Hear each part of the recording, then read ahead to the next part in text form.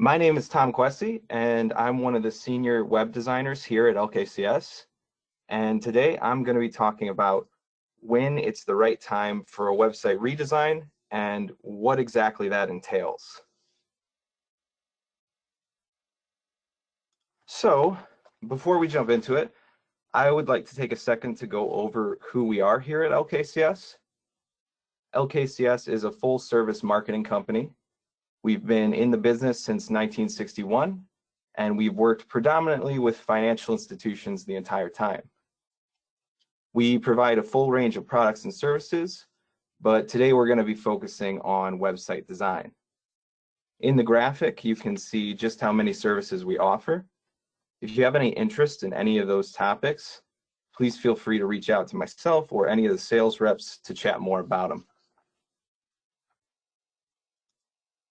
So, in this webinar, I will be going over the basic questions you need to ask yourself when thinking about a website redesign. Then I'm going to give some advice about how to begin that process and care for a new website. So our main topics today will be reviewing your website, checking on things like if it is currently mobile friendly, making sure your website is providing a premium user experience, looking at your navigation to make sure it's not overly complicated, and asking yourself if your website is generating new leads. Then we'll talk about what to do after identifying problems with any of those topics.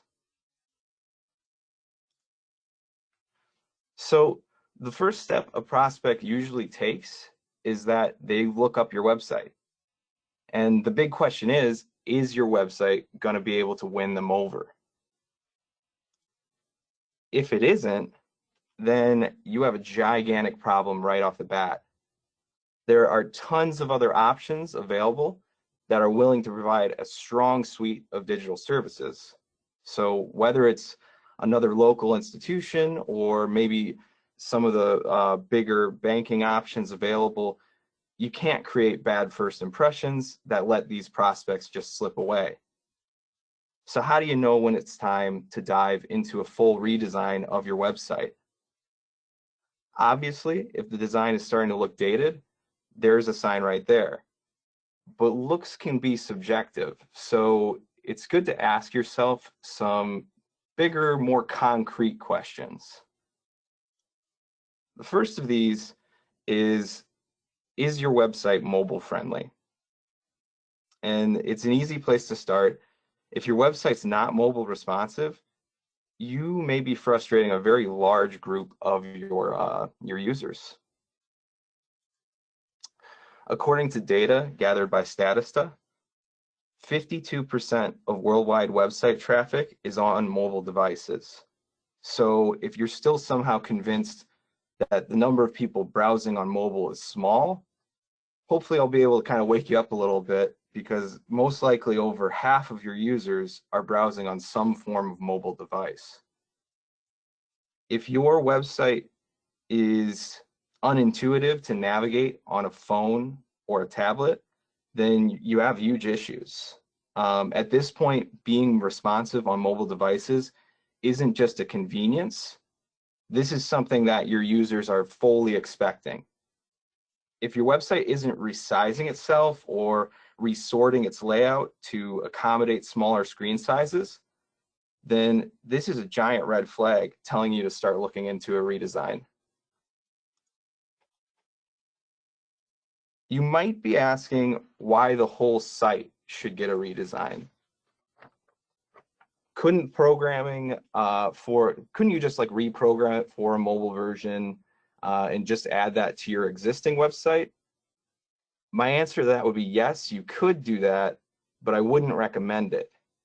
If your site was designed without mobile responsive capabilities, then the chances are high that no thought of these things was really factored into it.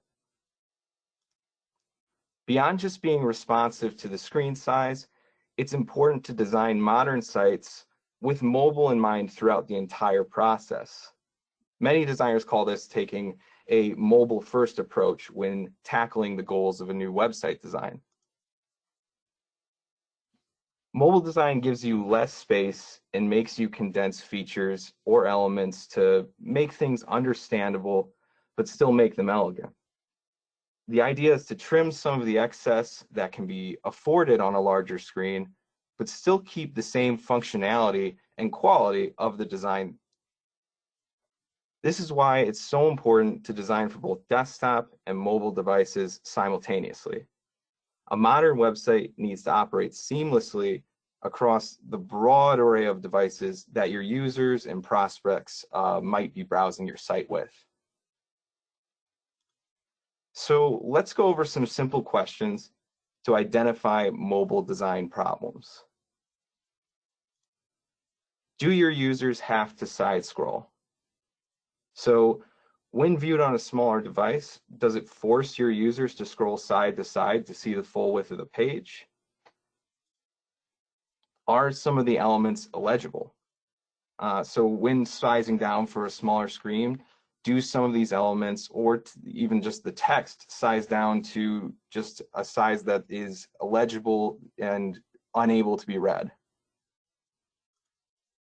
And do pages lose their intended function? So if the functionality of your pages is ruined when a user views them on a smaller device, this is going to interfere with the main goals of a page in question. So if you're answering yes to any of these questions, then there are some very clear problems with your design when it comes to mobile sizes.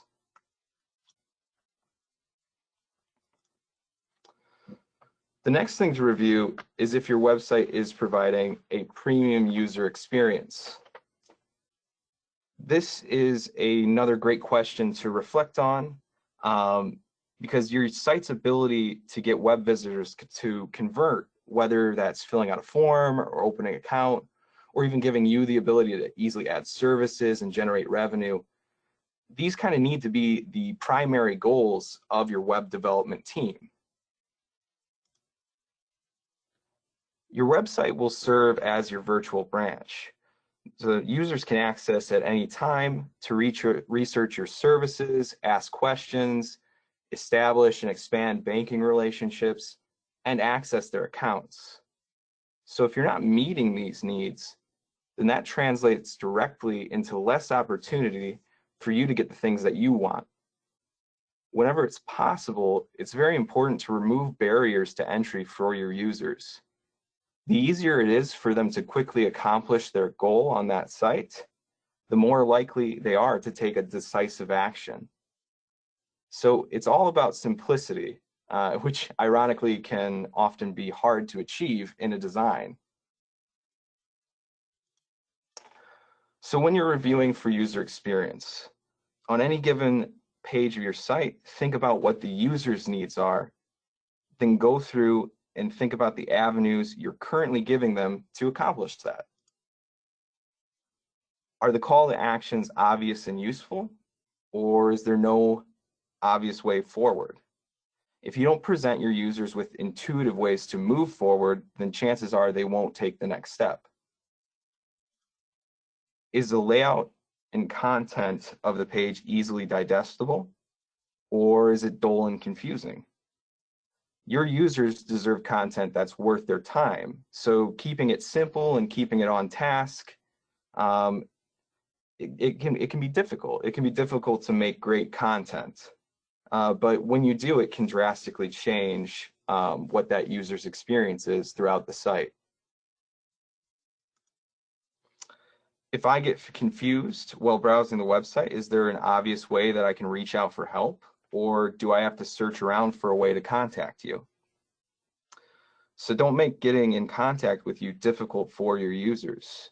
Your website should always make it simple to get help whenever it's needed.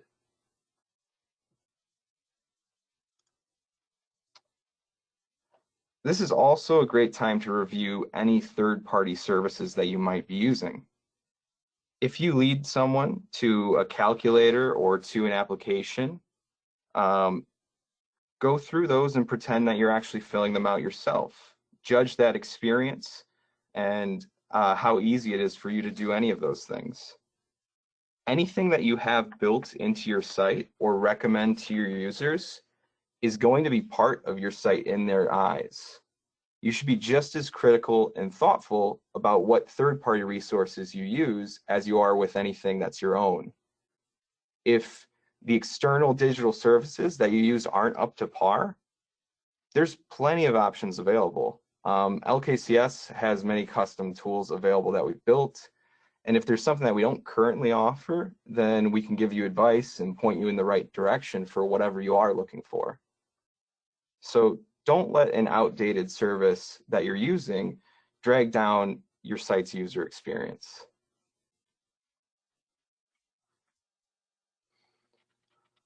The next big one we're going to talk about is if your navigation is too complicated or just too confusing as somebody's navigating through it. It's important to create a navigation dropdown that will be quick and easy to use and also showcase everything that your members need access to. A website redesign is the perfect time to sort through your navigation. It's natural that your navigation has probably grown and changed over the course of your current website's lifespan. From my experience, it usually doesn't grow for the better though. Over time, it's easy to kind of keep adding and stacking items and links into that main navigation, and even on the homepage that seem important at the time, but make the flow of the site messy in the long run. So just like around the house, it's very easy to kind of collect clutter over time. So my recommendation is to begin by drawing out a site map. Identify your top tabs, which will be the topics that all the rest of your pages fall underneath. This can sometimes be a little tricky because you don't want there to be a ton of these top tabs. Ask yourself, how can you sort pages in a way that is specific but still understandable to the average person? Which is also why we recommend to use clear language in the navigation. When possible, avoid using jargon or terms that any normal person wouldn't understand immediately. Don't make your users question where they'll be taken to when they click a link. Clear and concise is what you're looking for in your navigation. Keep your goals and your user goals in mind. As you create your navigation, you need to be considering both these sets of goals. Ask yourself where you want to funnel users. What are the most beneficial outcomes for you when you have someone browsing the site? Then balance that with what you know your users are coming for. You need to make sure that you're also making the things that they come to the site for easy to do. And I say this because these goals will not always align, but it's important to keep both of them in mind when creating the flow of a website. If possible, do some user testing. User testing can be a great way to get feedback on how clear your navigation is. Everyone reacts differently and browses websites in different ways. So it's good to do some user testing and observe what other people navigating your website, what that looks like for them. This can actually lead to some interesting issues that you may not have been able to foresee when just speculating on the best format yourself.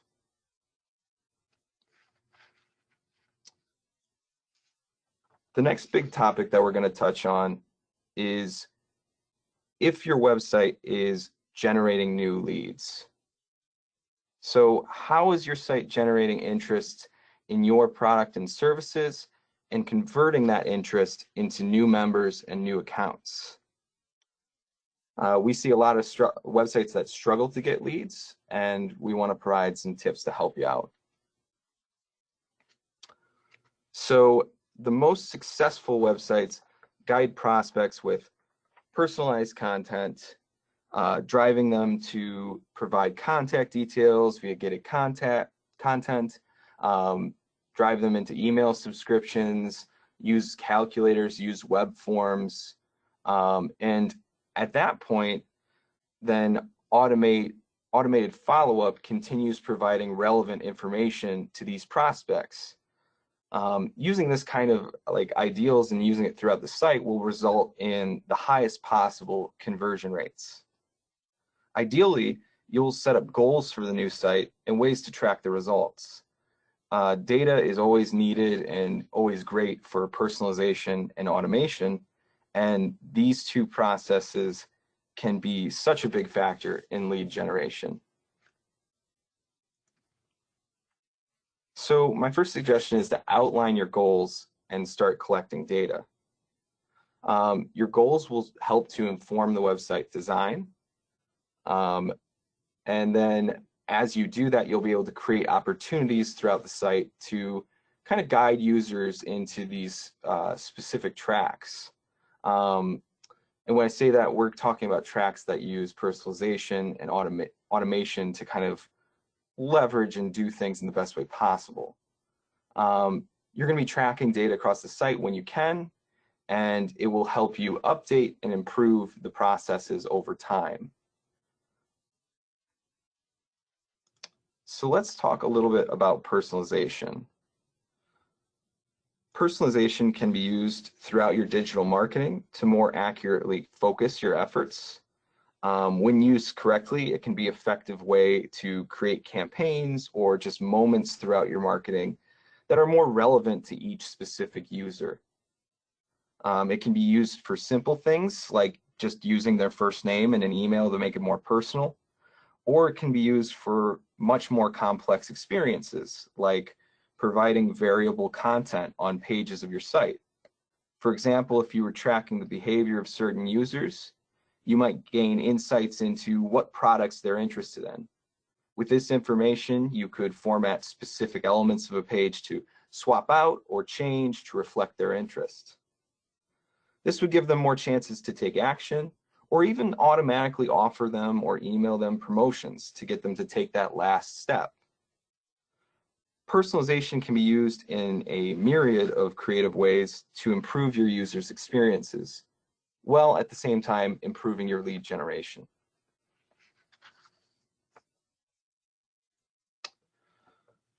The next thing we'll kind of touch on is automation. So with automation, you can nurture leads and build revenue with a marketing automation platform that makes your job smarter, not harder. Automation takes your marketing to another level. With automation, you can use data you've collected to take users down certain marketing tracks. These preset tracks can be created to consistently present the right offers to people based on their previous behaviors. This is because automation is pretty much always combined with personalization. Obviously, one of the best things about automation is that it takes a bit of the pressure off of your marketing team. I will say though, the idea of fully automating your marketing efforts isn't really the result. So sorry to any marketers that are picturing themselves kind of kicking back with their feet up on the desk. But after setting it up, what it does is it frees more of your time to do less of the busy work that comes with running campaigns.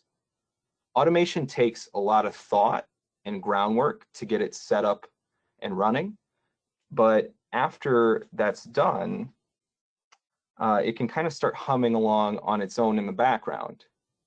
You still need to be on top of it as it goes, reviewing data, reviewing statistics, and improving these campaigns that it takes your users down.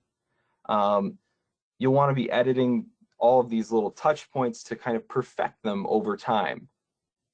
With some time, you'll have created an elegant solution to many of your marketing needs that does a lot of the footwork on its own.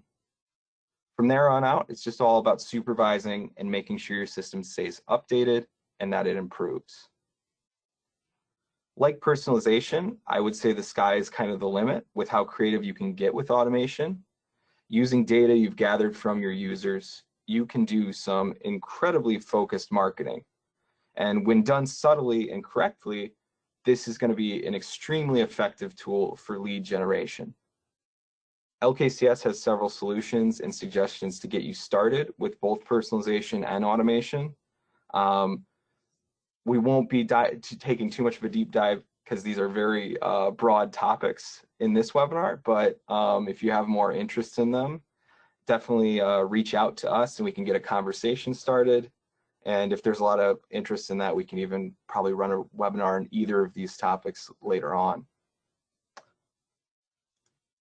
So after you review your site and you look at all of these things that I've presented, these questions to ask about your current website, what do you do when you find out that your current site just isn't up to par? Well, simple answer, it's time to start planning for a new site. The good news is that throughout this, we've already identified some of the main issues with your current site, but what we've been going through here are just some of the bigger red flags. Before jumping into the redesign, it's important to do a bit of research and make decisions about the direction that you want to take the new website. A good place to start is looking at what your competitors are offering, whether that's local or national. You can start to identify features and digital tools that you need to be competing with. It's smart to be aware of what kind of services are being offered around you. Even if some of them aren't items that you think you can act on immediately, or maybe just don't fit your current budget, you can at least build the new site with these future goals in mind. So spend some time reflecting on what separates you from these competitors. What can you offer that they don't, or what makes you unique to your audience? And then how can you represent these ideals throughout a new site?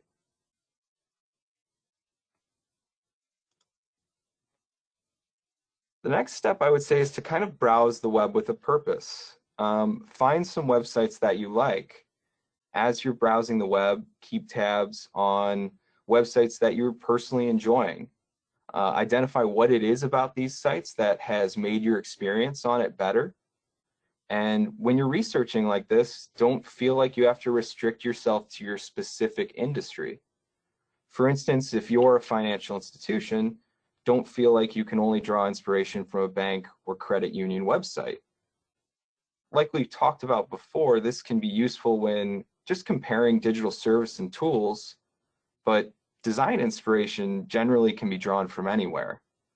Doing this research and writing notes will give your new team of designers basically a mood board of like the styles, tools, and features that you really want to see incorporated in some way in your new website.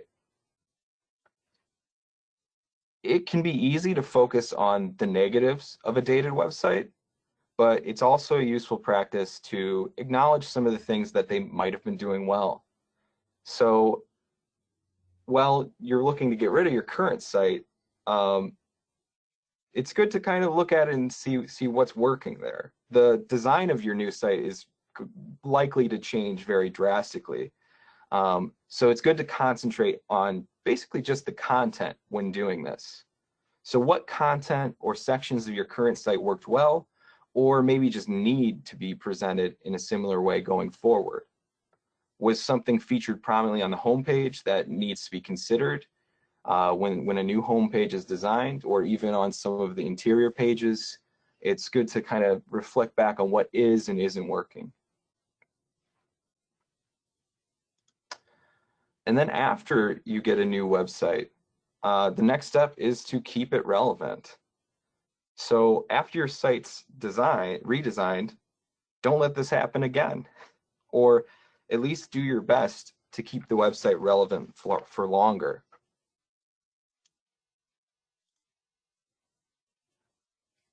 Eventually, every site goes out of date, but there are plenty of ways to keep your site looking fresh. Your site shouldn't be just something that you set up and forget about it. Yes, digital services are an avenue to automation and things that can be less hands-on, but I would heavily argue with anybody that is trying to take a complete hands-off approach. Even automated campaigns take careful curation at the start and then continued tweaking to get the best results. Ignoring maintenance and updates can cause your site to age faster, putting you back into the same situation that caused a redesign in the first place. So keep active and keep your new site modern. With our websites, we actually send out a biannual care report to our clients. In this report, we review the site and point out anything that we see troubling or outdated. And this is our way of kind of helping our clients keep up with this task. It's not always easy to stay vigilant about your own website.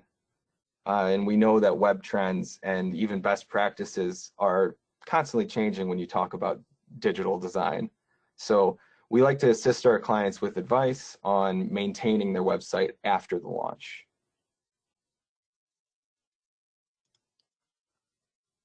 So that kind of covers all the main topics that I wanted to discuss when thinking about a website redesign. I hope this helps if you are interested in what you should be critical about on your current site and learning how to move forward on a redesign. I'll just reiterate here at the end that some of the big red flags are if your website isn't responsive to mobile devices, then that's going to be looking extremely dated. If your website is confusing to browse through, most people are going to have a bad time trying to do that.